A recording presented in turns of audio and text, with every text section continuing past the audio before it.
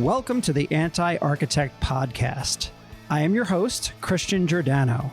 As president and owner of the design firm Mancini Duffy, I am driven by a quest for learning and radically changing the industry. With this podcast, I'm hoping to improve the industry that I'm so passionate about by taking a critical look at how architects work through a variety of voices and shared experiences.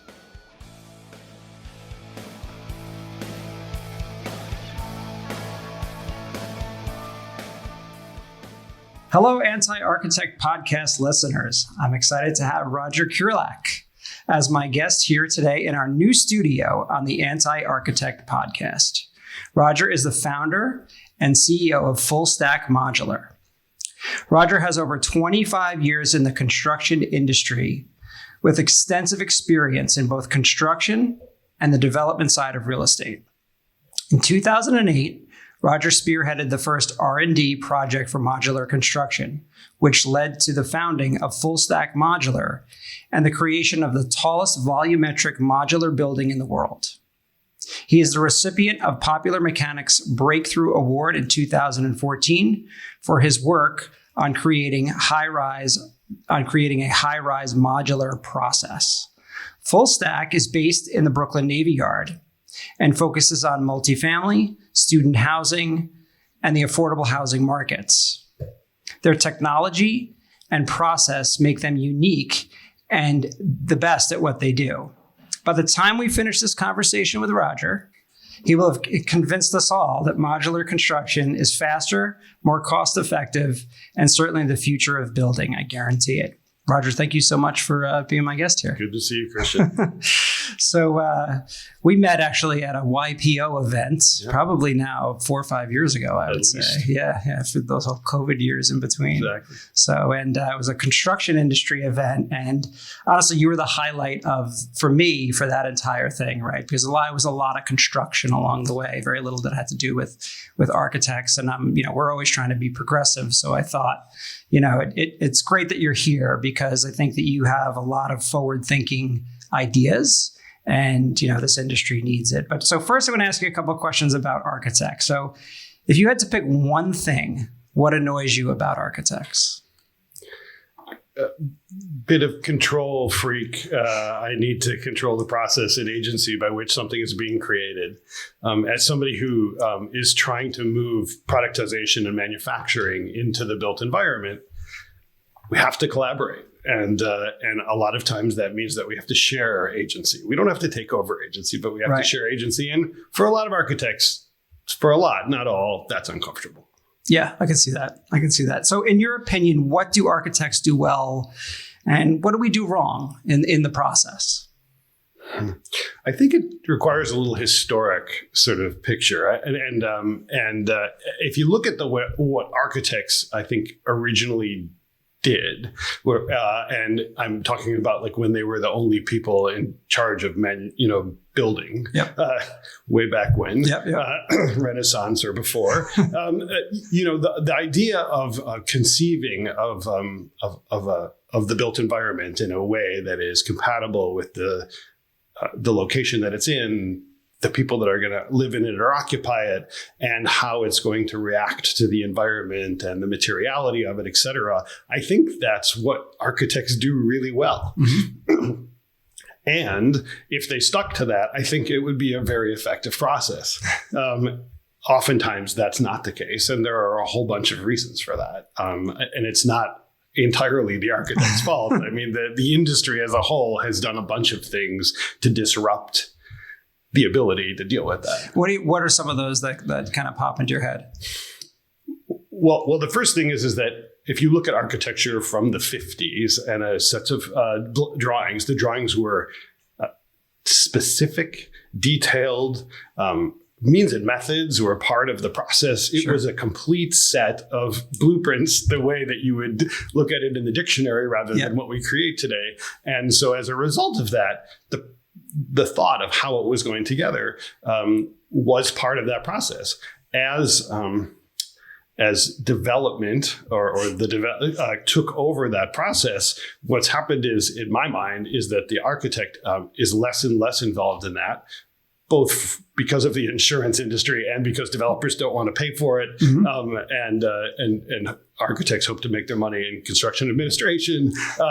All of that has moved to a point where it is less, in my mind, than schematic, usually even to the point where you get a building permit on something that is less than schematic. And now everybody else has to figure it out. Yeah. And so what's happened from a systems perspective, it has become dysfunctional, if not functional, and that's a double negative. I don't disagree. I think one of the other reasons too is that as architects, and it's one of the criticisms I've levied many times, is that we know how to draw, but we don't necessarily know how to build, right? And I think that's a product of the schooling at this point. Not that all the schooling is bad. There's a lot of critical thinking that's taught in school, but the actual act of building doesn't enter into that, right? And you end up with, and we have plenty of people here, you're learning on the job, right? You've got to learn as you go into the field. You've got to learn as you've made your mistakes, as you've drawn details that have absolutely no relevance to what's actually being constructed. And so there's that huge disconnect. Yeah. And it's a problem on top of that, I think. Oftentimes, because of schooling, because of architecture, because of and I've lectured at most of them. There's a preaching of sort of the design element of architecture, and oftentimes form before function instead of function before form really drives the process. Absolutely.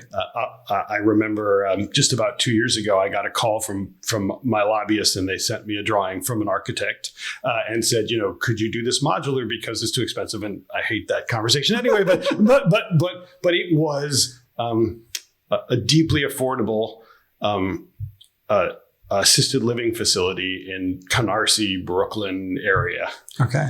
And it was designed like the Bilbao Museum, not the same architect, but it was designed like it was curvy, and it was, like the facade alone was probably more than they could afford to build the building for. Yeah. And to me, it's like, I love architecture, and I love, I love the aesthetic, come from a family of artists, but it was just totally not thinking about, like, these people, first of all, don't ever leave their room, let alone sort of the aesthetic of that building and the need for. So that's an extreme example, but there is that problem. So we have a need, and I don't think we should forget that we want to have an aesthetically pleasing space, building, environment. I love that. Yep. But you need to balance that. But aesthetically pleasing doesn't necessarily always mean extra expensive and curvy, and like we're in our new office here, and we did it for a good budget, and we stuck to our budget, and we made it as good as we could for that budget, and I think it turned out great. It doesn't,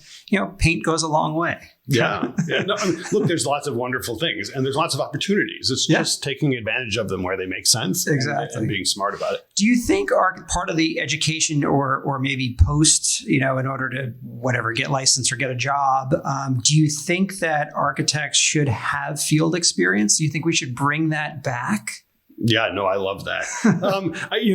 There's nothing I like. I do think that that's a great idea, but I think there's even a sort of a more global idea, which you're seeing happen now, which is that the industry, in order to be continuously successful, modular or not, needs to move to a design build process where the team is chosen and the goals are picked, and the expertise that you need collectively is brought to the table in anticipation of a set of goals, whether that be cost, time, aesthetics, et cetera. And you're finally seeing that, both public and private partnerships. It's finally starting to happen. It's not big, just like modular isn't big yet, but it's getting there. Yep. And I do think I heard from a bunch of architects that run projects in California for universities that we're doing everything design build now. The team is, and they're coming up with mechanisms to try to get things moved along in an interesting way. For example, hiring the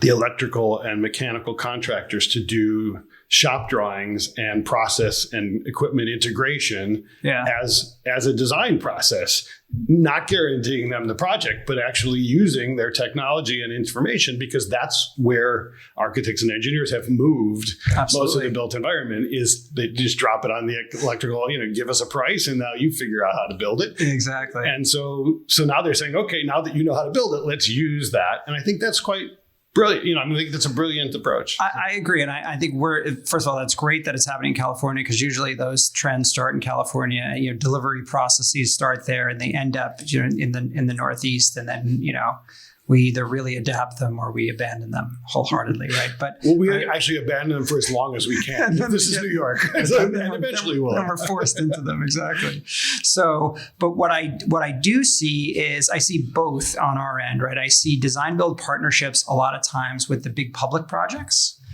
That's kind of how we're qualifying for them, right? Because the team has to have a certain makeup.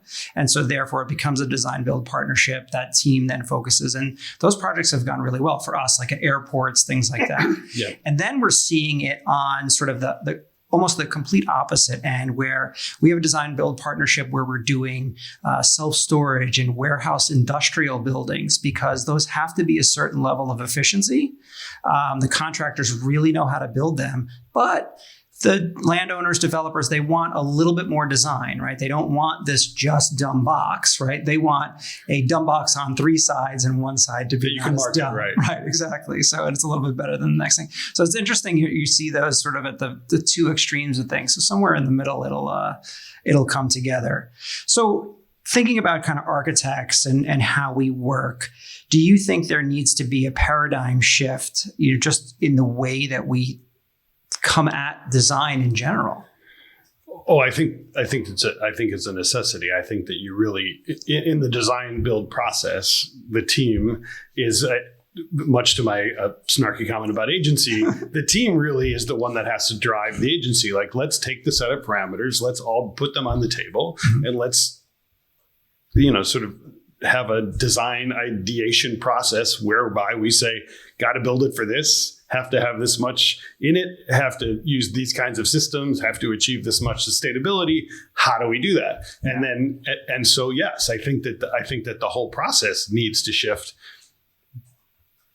to be valuable, right? To be valuable. But I mean, how many design? It's like the graveyard. How many design buildings are there out there that never got the word value engineered enough to be able to be built? It's true. It's delusional. It's true. Come on, like if you only have $200 to spend, don't pick a $200 square foot facade. Like, I mean, this is really simple math. It's not hard. Of course, it is much harder than that. But the reality is that if you don't drive the parameters to begin with. Yeah, but everybody has to be on the same team, including the owner, developer, whatever 100%. That might be. Because as a good example, we did a building up in Harlem where the facade itself was too expensive for the building. And actually the building, the budget for the building was not correct. There was no way we could, if we took the entire facade off the building and literally you just fell to your death, still didn't work. So it didn't matter what we put there. So right.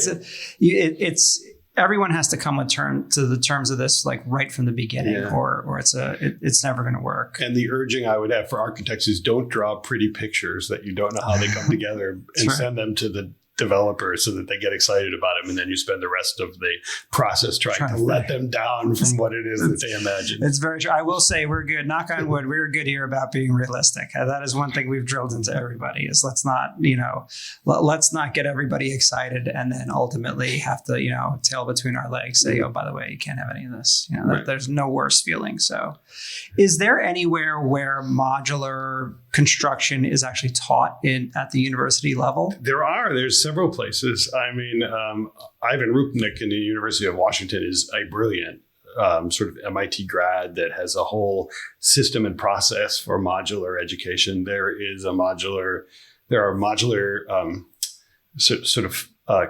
concentrations of functions. I think university down in Georgia. There's tons in the UK because they're a little bit ahead of it, and then there's several others sort of on the West Coast that now have sort of a modular construction concentration or sort of school classes, et cetera. Interesting. And has that translated to anything for you? Have you seen an uptick in things as a result? I mean, there's a will and a goal to understand. Okay.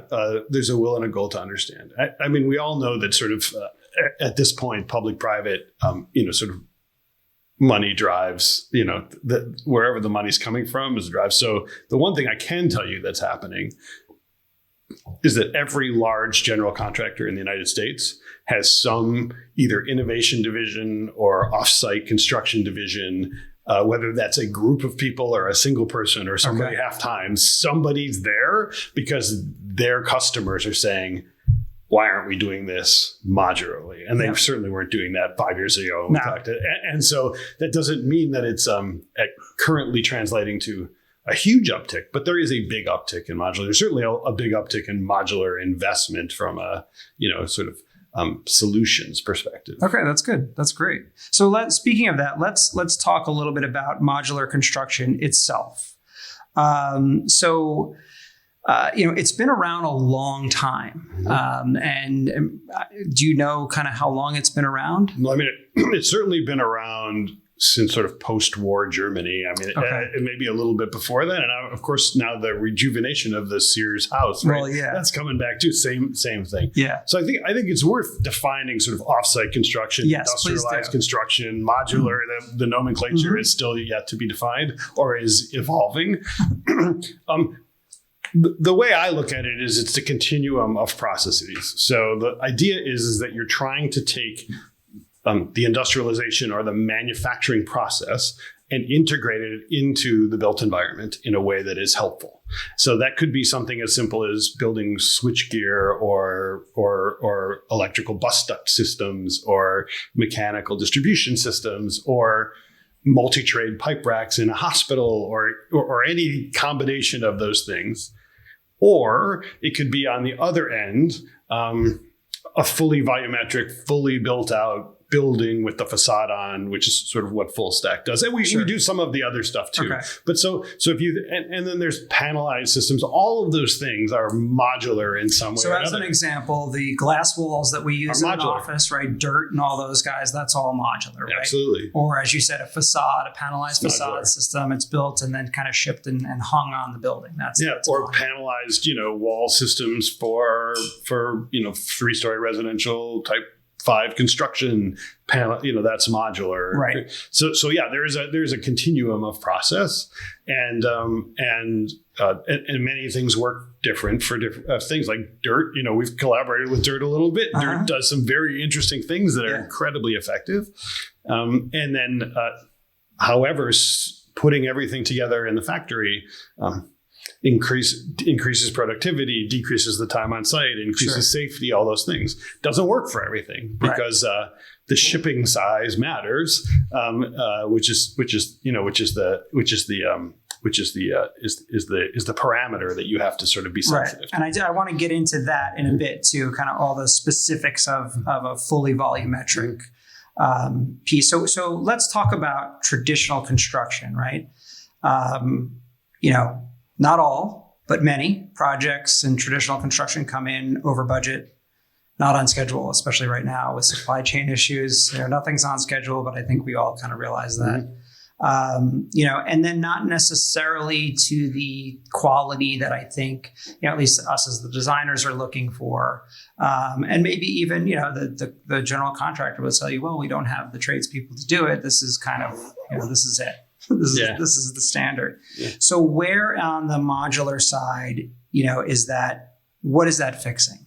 Is it fixing all of it? Is it realistically fixing all of that? So a bunch of things. First of all, the reason that most of the world manufactures things is because they don't have artisan tradesmen of the Middle Ages to be able to achieve the level of quality, or frankly, the masons that when I was a little kid, that I sort of grew up with in Cleveland, Ohio. But there aren't many of those. I mean, a guy who can pour terrazzo or do a nice plaster finish with some fenestration, it's small. And that's the extremes, but the reality is that it's everywhere. Yeah. And there are people going into trades, consistently are decreasing, and the level of skill is decreasing.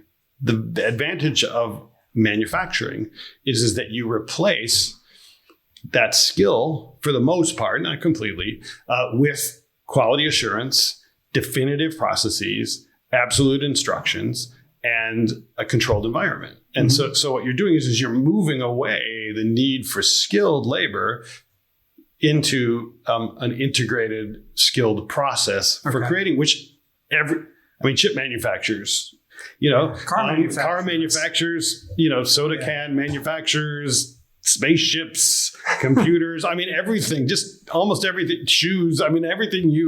But isn't that because even the spaceship, right, or the car, it's a very complex thing, but at the end of the day, it's the same, right? It's always the same. And what we do, theoretically, everything's different.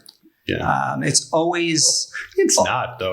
I know it's not, but it right. At least, the designer and the architect's mind is definitely different. So that's another thing that I would ask you guys to think about. The reality is the parameters are pretty simple. Not for everything. Look, if you're building a museum, if you're building a new public building in a space that has to have, but if you're building a multifamily building or an office building, or you're building an airport, at the end of the day, the parameters are pretty tight, right? Mm-hmm.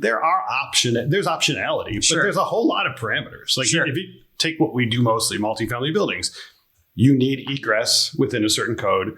Almost everywhere in the United States, you need a bathroom. You need a bathroom within your space, unless you're doing SROs. You need a window in the bedrooms, except for if you're in Portland, Oregon, and so all those things are reality. And so then what do you need to do? You need marketing to know like what size that has to be and what type of finishes you need. You're basically done. So how many differentiations are there? There's not as many as we like to think there are. And frankly, there's a lot of opportunity in the leftover parameters, but embracing those parameters rather than trying to push that envelope, both literally and figuratively, is just a waste of time. So it is mostly the same thing. And at the end of the day, it is. Like, you're not wrong. And I think it's funny that you say that, and I want to challenge you and say, no, everything's different, because that is part of my job, right, as the architect. But you're not wrong, and it's actually a criticism we have a lot of our own staff, right, is that why do we reinvent the pantry, if we're doing an office space over and over again? We start out as like, hey, we're going to design a brand new pantry from scratch, when the reality is that we have 99% of it that we've done literally thousands of times. We're changing finishes where obviously the configuration is changing, that kind of thing.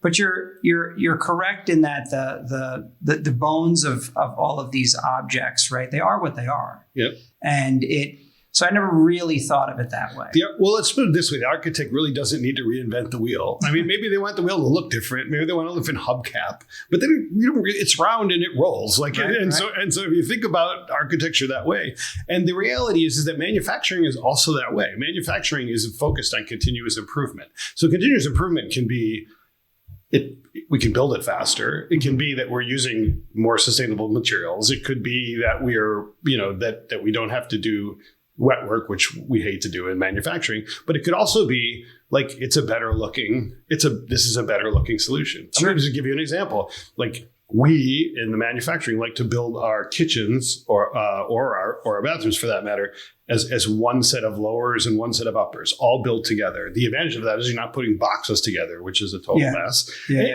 But you can do that, and you can do that. You just put a forklift and you drop it in place, and it's perfect. Yeah. Right. And so that's just an example. So continuously improving that, having a pantry product that you improve time over time doesn't mean that things don't get better or can't look differently. Right. They're just productized. Right. And that's the difference. Right. So back to the idea of the trades, the trades.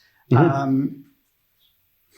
I have a theory as to why we've lost a lot of that in America, right? And just curious if your thoughts on this is that, at one point, you'd go to high school and there was the vocational arts, right? And even the way it was titled, the vocational arts, there was something about it. It's not called the vocational arts STEM anymore. Schools. And so we've forced people away from sort of trades and force them to go to college, right? And not necessarily everyone needs to go to college or might want to go to college, but we've forced that down and we've taken the art out of a lot of things. And I'm just curious if that's kind of what you mean in terms of, losing that trade. I think there's a whole bunch of parts of answer to that question. So part of it is that yes, there's not a huge motivation sort of in our education system as sort of middle of the road as it is in the world. Then there is a drive sort of towards education, et cetera. But there also is, generationally, there's a quality of life sort of differentiation. I don't know many. I have lots of friends who've got kids who are working now. Mm-hmm. Not too many of them want to go to a construction site every day. I mean, they might go into the Army, or they might, become a pilot. But there's not many of them say like, I want to get up every day and at 6 o'clock in the morning and go stand on a construction site, get rained on. And so I mean, that's a fact. Like, if you talk to my kids' friends, like none of them are probably doing that. At the same time, in the workforce in aggregate, there is a whole group of people who would really like to come to the same place every day in a controlled environment. Many have skills and they're, say, maybe beyond the age where they're willing to climb steel anymore, for instance. Mm-hmm. Or some of them maybe are working parents that want to be home at 3 o'clock every day. Sure. and can work nearby the house. Or they're not super skilled, but they're really good at following instructions, and manufacturing is an opportunity to do all of that and still produce, sort of high quality work without the level of skill that a sort of expert, carpenter is. It's funny. My great grandfather was a carpenter and I love carpenters. They're in my family. But I don't want a really good carpenter working in my factory because they like to fix things that are broken. And if it's broken, we're not manufacturing it right. And what I mean by it is like, if you're putting a piece of crown molding on, you just go to the table, you cut it at 45 degrees and you hang it. Yeah. And I don't need to tell you, like, doesn't happen in many commercial buildings. And somebody who's skilled and can do compound miters and all that in order to make it look like it's perfect is really important. The difference is because in your factory, it is perfect. Or somebody failed and we have to do a root cause analysis instead of having a carpenter come in and spend an extra 10 hours trying to fix the crown mold. I love it. That's great. So now from a design point of view, we're doing some modular right now, actually one in Phoenix, a hotel. And so I actually did some of the design work for it initially. And I felt for me that it had to look modular. Mm-hmm. I'm more of a purist when it comes to design. I don't like tile that looks like wood. That drives me insane. I hate tile floors that look like wood floors. There's now these masonry. They look like railroad ties, but they're masonry. Those really annoy me too. So I'm a purist about materials. Wood should be wood. Masonry should be masonry. Stone should be stone. That kind of thing. So I felt that the design of this hotel had to look like it was modular. Okay. Not that it was, a bunch of, boxes hanging on one another. Mm-hmm. But there had to be, when you found out it was modular, you'd say, oh, that makes sense, right? Sure. That kind of thing. What's your feeling on that? Is there, because one of the reason I bring this up is that we also toured a couple other modular buildings. We went to one in Atlanta, which is where the client is. They took us to a hotel there and it looked like a Roman hotel. Right. But it was all modular. Right. It had this big exterior, like Gothic columns. Yeah. And I didn't like the architecture in general. So maybe that really sounds to me like based on your tonality, I'm sure you had more to do with that than it is. Exactly. Yeah, I was trying to be something it really wasn't. And then when I found out it was modular, I really didn't like it. Yeah. So I don't know. What's your feeling on that? Does it matter? I'm sure it doesn't matter to you. But what it doesn't. Well, a couple of things. We have a West Coast factory. So next time you're building something on the West Coast, let us know. It's not in Portland. But in addition to that, I think I'm sort of with you on things looking like what they are. Mm-hmm.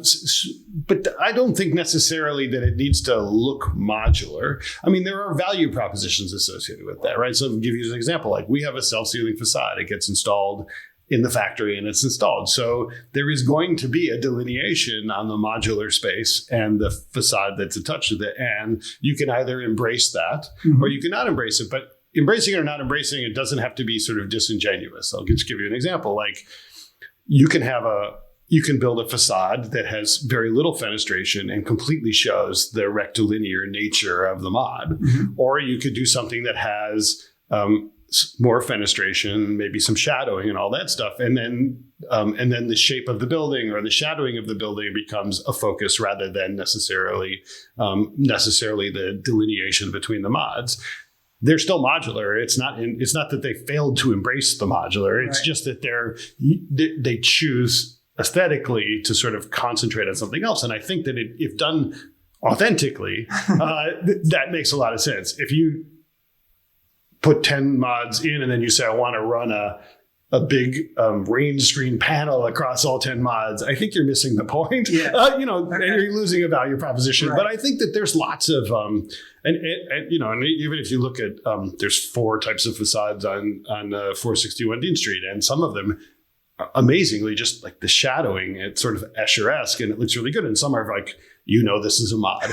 And I think they all work. So I think it's sort of a choice of the architect. It's a place where the palette is really. Yeah, there's an interesting design opportunity, right? Where we're not, I look at that thing that Diller and Scofidio did with those, and that could be modular, right? Of course. But it's not.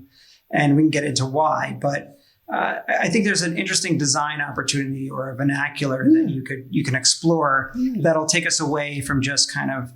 Right now, I feel like there's a lot of buildings that are just trying to be different just for the sake of being different. So maybe, again, going back to the purist, there's a reason why it's different. Yeah, no, and I think that there is, like I said, if you work within that, the opportunities are there if you embrace them. If you try to hide them, per your point, like I have this real wonderful wood floor that's ceramic. It's not a wood floor. It's the same kind of thing. I have this wonderful modular building and I really played up the sort of shadowing and the fact that it had southern exposure more than I did that it has sort of incremental spaces. That works. Makes sense. Yeah. So tell us a little bit about yourself. Like, where did you grow up? What did you want to be when you grew up? I can't imagine you're a little kid thinking, I want to build modular. I don't know that that's not true, but I don't know that it's 100% true either. I grew up in Cleveland, Ohio. I grew up, my great grandfather, who I didn't know, was a carpenter. My grandfather was a carpenter turned executive and ran lumber yards and then the development company.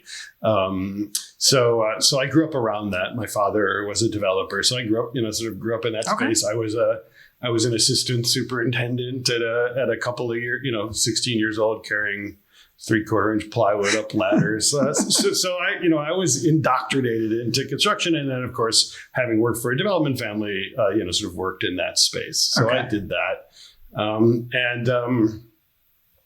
And then I built data centers. And that's really, so I evolved from a construction company, carpentry based for obvious reasons. And then joined a partner and built data centers. And it's where I learned all about electric and structural capacity and mechanical distribution and all of that stuff, which really drove the system that we created to build modular buildings. But you didn't go to college for that, right? I went to business school. I studied organizational psychology and management. Although I often say in this business, I probably should have done veterinary medicine or zoology or something, but I didn't. But I'm a hack. I'm impatient. It's something I work on, but I am impatient. I don't like standing in line. I don't like wasted time. I don't like wasting other people's time.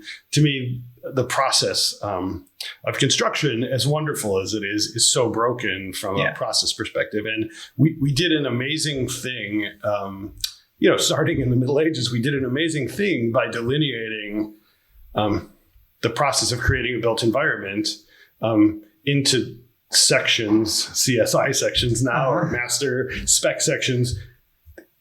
That's totally disorganized from a process. It's just like parade of trades, call it whatever you want. Yep. At the end of the day, it's not organized in a way that makes sense. Yeah. And so you spend a lot of time trying to figure out how to organize something that is disintegrated by its nature. cost overruns are part of that process. And we talked about some of the other sort of endemic systematic problems. So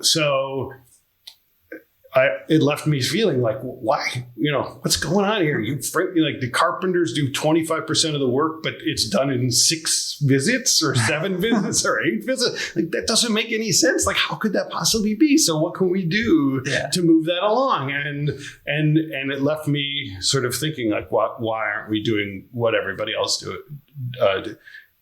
And there's another and. To be fair, my grandfather in the 70s was involved in with Forest City and a guy named Tom Dillon, who was a genius of his time, who created one of the 3 systems that were utilized for Project Breakthrough, which there's a book on now from St. John University, which was assisted living, affordable assisted living facilities. There are 8-story concrete modular buildings that were incredibly efficient.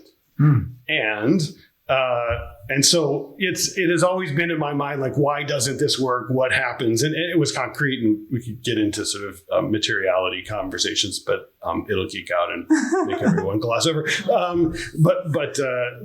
But the interesting thing about that is that the original sort of center piece, which was a concrete core that had all the mechanical and electrical run in it. This is in the 70s. Running in it, and Tom Dillon called it the heart module. And it literally, everything was distributed there. So you just put in the kitchen cabinets and boom, the piping was there, and you put the heating system in there. It was all right there. And in the last 2 years, the one who created those heart modules and the concrete formwork precast solutions for that was Clark Pacific. And now Greg Otto is now working at Clark Pacific. I don't know if you know Greg Otto, but he's I know he is. Yep. Fantastic guy.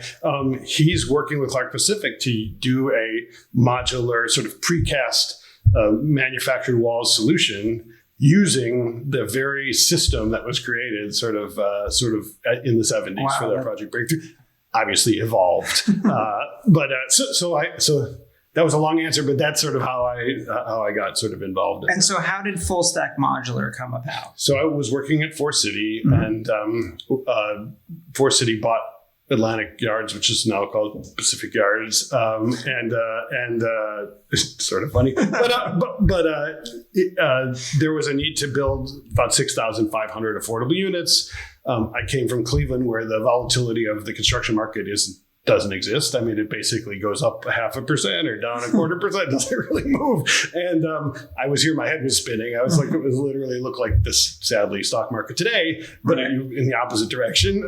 And so there's no way we're ever going to be able to do this. And I went to Bruce and said, look, let's do something that's been done before, but let's figure out how to do it for high rise, for density in New York. Okay. Like, I'm not sure you can do it. And we went to Europe and explored it. There. We saw them do it. They only built one tall building, and it's 25 stories that's still there. Now they've built 2 buildings that are taller than 461 Dean. And of course, Singapore has built in 56 and 40 and 56 story buildings, but at that time had not been done. And so that was sort of like, let's solve a problem. So it starts within Forest City, or you started, and then what happens? How do you end up breaking off completely? Yeah. So, I mean, there's a whole bunch of things that happened at Forest City, including become a real estate investment trust and sold to Brookfield and all that stuff. And so while that was all happening, they sold off military housing, they sold off a bunch of portfolio products, and this is one of them. Okay. And then you took it over, essentially. Yeah. That's great. That's amazing. And so, you guys created the tallest volumetric building in the world, or at least now in North America. It was in the world at the time. Yeah. But it's good. I am so excited that they keep breaking. I mean, the tallest building thing, it's sort of a little reminiscent. It's a little reminiscent of San Gimignano. If you know the story of San Gimignano, it's a little strange, but it's also exciting, right? Yeah. Because it's a big deal to build a tall building out of boxes that go together. So let's talk about your process. What makes FullStack Modular different? what do? Let's say the architect comes in and they have this idea, whatever, they worked with the client, they're going to build an apartment building, and what happens? Right. Well, hopefully they call me when they're going to build an apartment building To start, and I know what the parameters are. So what are the parameters? Let's maybe start with that. So to me, the question is what's the value proposition? So the value proposition, the idea is to move as much of the work into the factory and the controlled environment that you can, and to eliminate as much work on site as possible. So one of those that's one of the parameters. And that drives a whole bunch of decisions related to how big the rooms can be and how big the modules themselves can be, et cetera. So our mod max size is what can be transported on a truck, which is 16 by 58. But our mods are never that size. But that's so if you think about an apartment in New York or most parts of the country that are dense urban environment, living space needs to be somewhere 13 or 14 foot wide rooms that are somewhere, and if you're an apartment, you have windows on one side, they can only be 32 feet deep max, but they're usually 30. Mm-hmm. And if they're micro-units, they're 25. Right.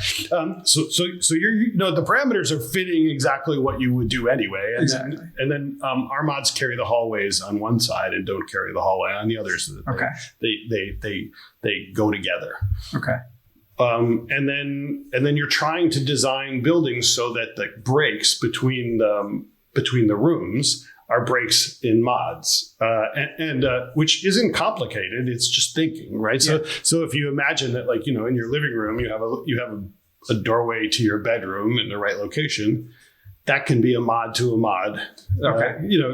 For instance, but if you want a living room that's 30 by 30, you're going to have two mods come together, and then you're going to have to finish all that interfaces between them, which is moving work to site. Doesn't mean you can't do it. It means that you should limit the places that you do it. Okay. It's a value proposition. Right. Maybe it ends up on the corners, things like that. Of course, or if you're building luxury condos and every living room wants to be 30 by 30, but just make sure all the bedrooms, all the bathrooms, all the den, all that stuff is not. That works. Yep. Okay. And obviously, the more efficient you want it to be, the absolute less you want to do sort of on-site finishing. You want to install, trim that's already been cut in a doorway. Right. You want to install bathroom subassemblies. The other thing we do is our plumbing. We try to get our plumbing towards the hallway so that we can do completely finished mods and all the connections happen. Okay. Vertically and horizontally in the hallway. Okay. Which makes sense. What's different about us is that we put the facade on in the factory, and it's self-sealing, so there's no work, no scaffolding needed on a building, nothing. It's just literally ready to go. Okay. That we do full mechanical, electrical, and plumbing distribution. So you get all the pieces and parts to put this building together from whatever it sits on till the top of the building. Okay. And then the other thing that's different about what we do is that our structural system is part of our system. Okay. So you don't need a concrete core to tie to. You don't need to drag. And we've designed seismically for California. We have 2 projects that are approved there. You don't need to drag that stuff back to the concrete core because the system has that built into. So they are literally boxes or modules that are sitting structurally one on top of one another. Carry their own gravity load. Okay. And then seismic and or whatever force you're other carrying. Do they get bolted together? Just bolted. Yeah, no welding on site. Okay. And what happens at the roof level? Do you have to put a roof on it, or is it roofed? Okay. Yeah. Everything gets a temporary roof. Everything gets wrapped and protected. Okay. But ultimately, and obviously we run drainage distribution and everything through, and structurally it'll carry whatever it needs to on the roof. Okay. But because they're in boxes, you do need to put a sort of monolithic roof system, generally with some tapered insulation and drainage. But we go all the way up to the parapet. So you just, everything's modular all the way up to the parapet. And then you just have to flash up over that parapet, tie it into the roof, and you're done. Sort of standard roofing process. Okay.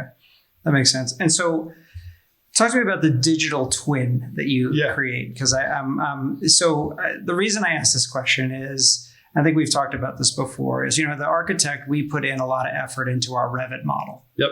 And at the end of the day, when it's all said and done, we take all this 3D information that we have all worked out, and we flatten it out and print it on a bunch of pieces of paper. And at this point, we don't even print it on paper. We just email it to the contractor, and who knows what scale it gets printed out at and what happens, right?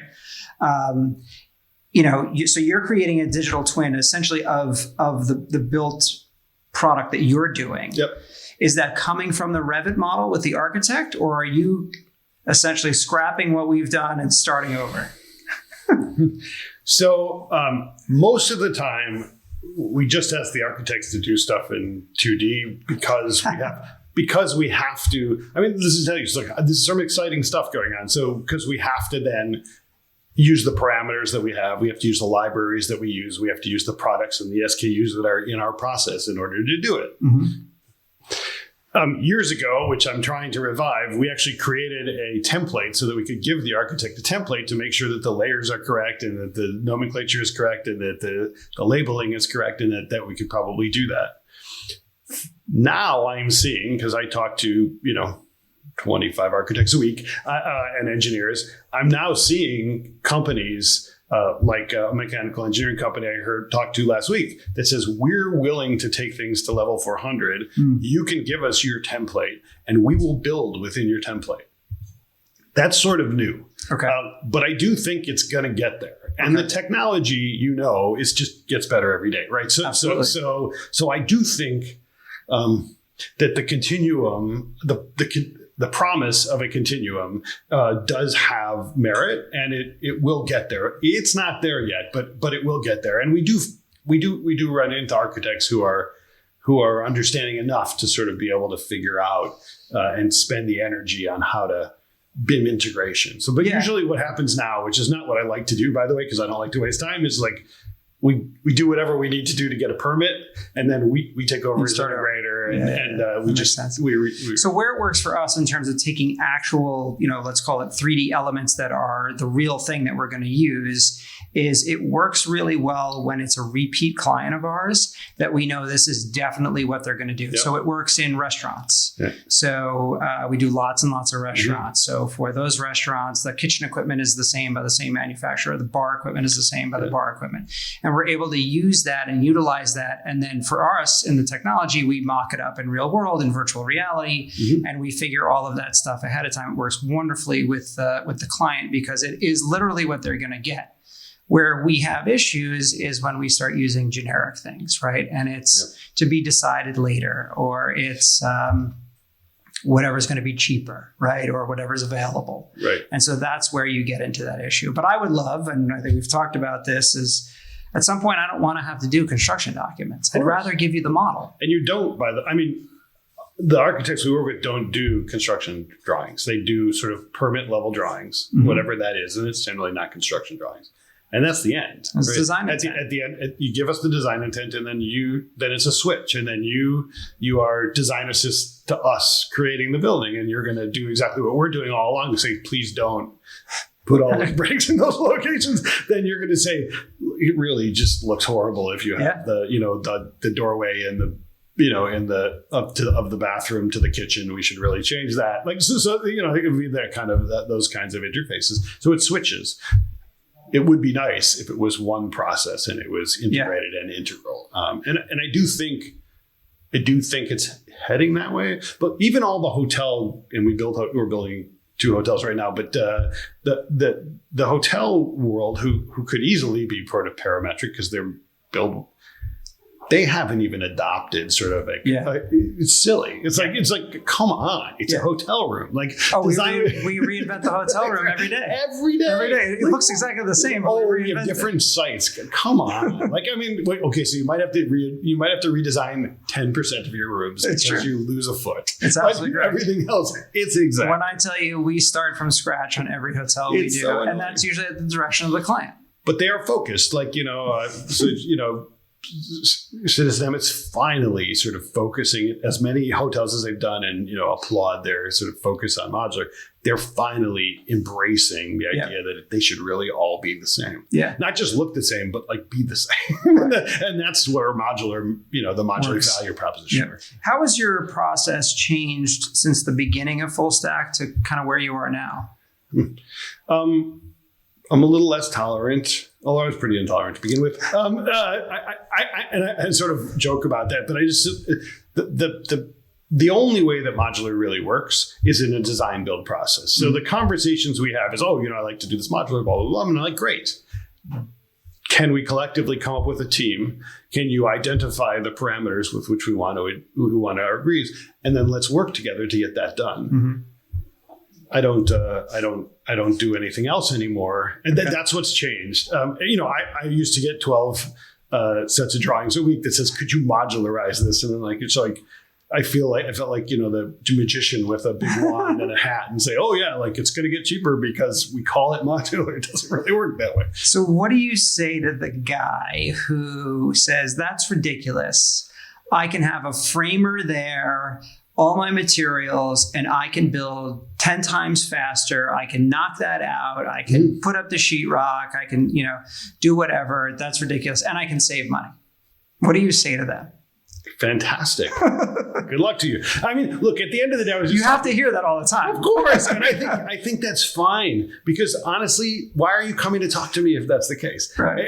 And the other thing is that, like any manufacturing, the repetition of the process, which would say, is where the value proposition comes. Mm-hmm. So you have to embrace the idea of using something over and over again, at least to some level. It doesn't mean the finishes have to be the same, or it doesn't have to be the same building, but you the same bathrooms. I pick 3 bathrooms. Same. Let's have bedrooms. Let's have a small bedroom and a big bedroom, and make it. And if you take all those pieces and parts, and then there's a value proposition, and we can build it faster, and we can give benefit to the end user. Mm-hmm.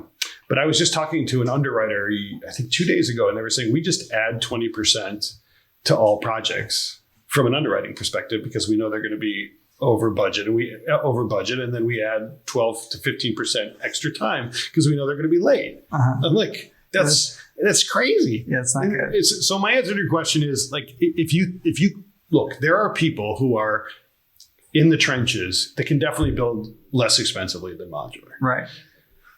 And if you fight tooth and nail, you can do it. What we can do is we know what the cost is almost immediately. Mm-hmm. We can build cost predictably and time predictably. We can save a ton of time. Yeah. Huge amount of safety. Far less workers on site, far less workers comp, no scaffolding. I mean, I'm just giving you something no matter what, if it's even price, you're saving money. Yeah. If it's even hard cost price and time to market. I mean, time to market. Early revenue recognition should matter unless you're going to have an empty building when you're done. So, right. So yes, that's sort of, yeah. So last on the specifics, is there a height limit that you can go to at this point? Is there, you said you can build in California, so obviously there's seismic, wind, seismic. We can do that all. Okay. And what's the largest you've done so far to date? 33 stories is the tallest so far. But that system can take, in a non-seismic area, up to 45 stories in a double in a corridor, and up to 65 in a tower. And who's testing this?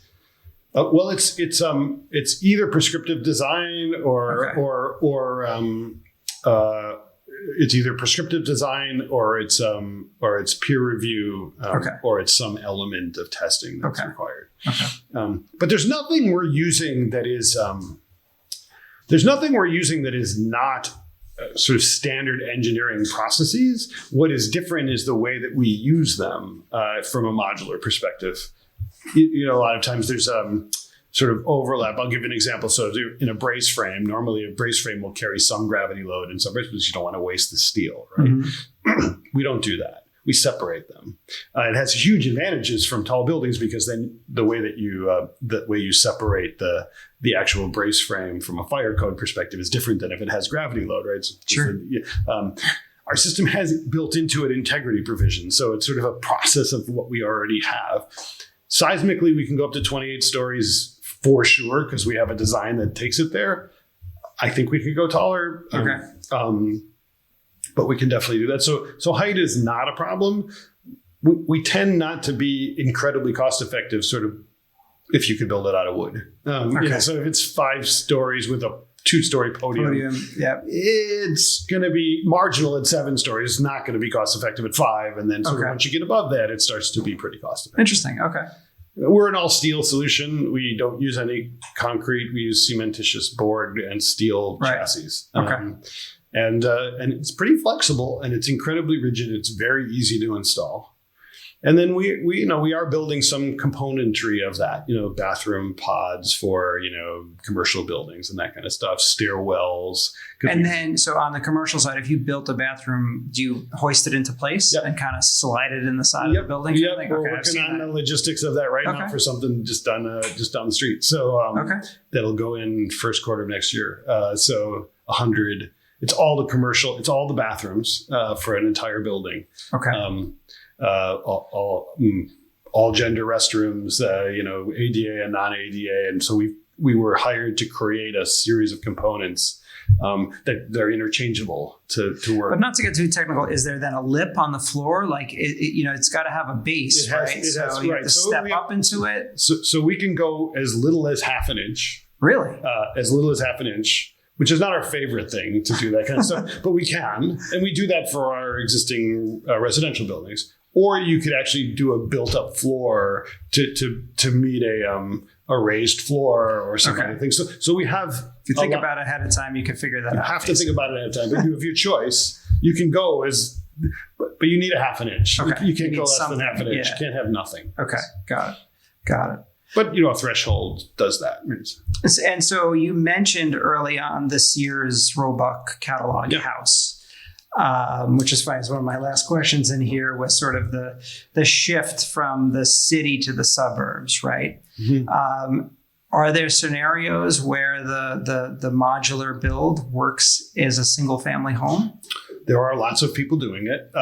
There is a process by which it makes a lot of sense. We are building some autonomous dwelling units, sort of the single mod or 2 mod solutions. Right. Our system, the way we work, our factory doesn't work very well with sort of varied components, lots of add-ins. But there are a ton of people out there who are doing it very effectively. And it's, and even if you build panelized, when I was a carpenter in Cleveland and I had a carpentry company in Cleveland, we built houses for Ryan Homes and they were sending out panelized walls. Sure. Of course, they didn't have any quality assurance. So they would pour a foundation that was out of square and then they would tell us to put it together. And I'm like, I can't really make these walls go together when the foundation is like... Well, that's how Toll Brothers pre-build. Exact same thing. They build it. They panelize all of the wood frame and it comes to site. Yeah. But they have to have carpenters there to kind of fit it all together. And then there's a lot of on-site kind of cutting. But it is kind of there already, right? It does save time. If you put up 2 identical houses and you did it the Toll Brothers way versus the traditional way, those Toll Brothers guys are framed in a week or less. Webb Homes, Pulte, Toll Brothers. They have done it for Lennar. Mm-hmm. They've done it for a long time. The mass customization, which is what you're talking sort of about, is been around for 45, 50 years. Even Levittown, so it's been around forever and it works. Yeah. Interesting. So Sears Roebuck coming back. It is. It is. It was revolutionary. It was brilliant. By the way, those houses are still around. I know. And they were mostly, what was the architectural style? They were mostly craftsman style houses, which are, still stand the test of time. Standing the test of Absolutely. time. So is there anything we haven't covered that you'd want to discuss?